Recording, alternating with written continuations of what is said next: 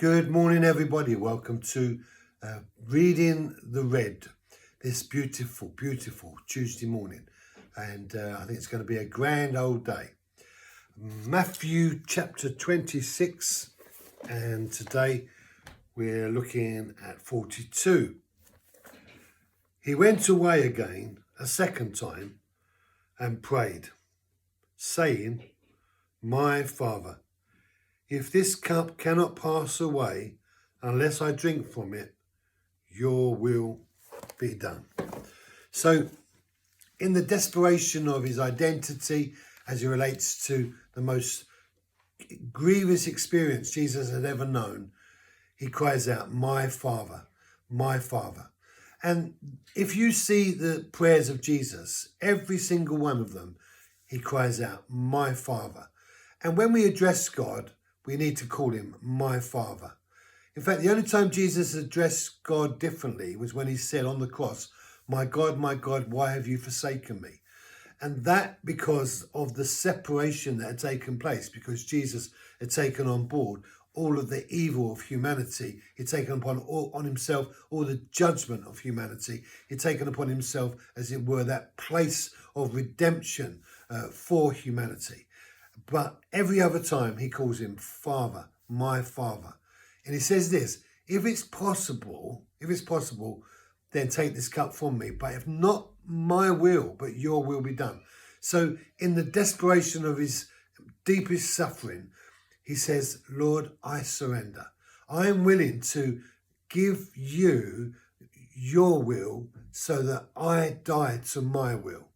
And that principle of dying to self and living for God is the common theme of the new journey we're on once we become Christians.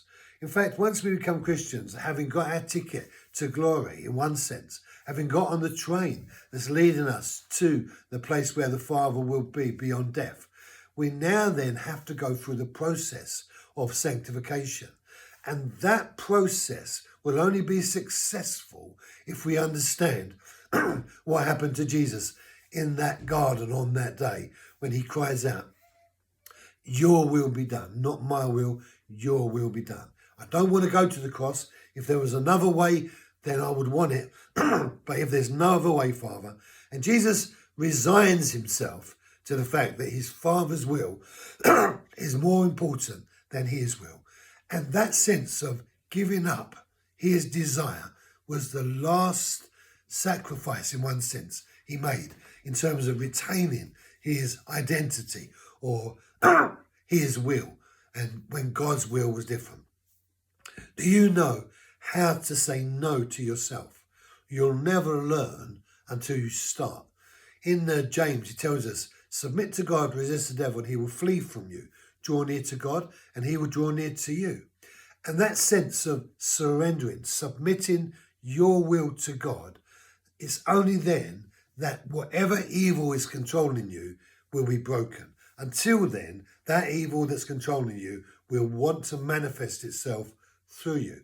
But when you learn how Jesus overcome the wrongdoings that were trying to take charge of him, you then understand how we too can apply the same principle Jesus did by saying, Father, not my will, but your will be done. Thank you for joining me. Be blessed. Have a great day, and I'll see you tomorrow.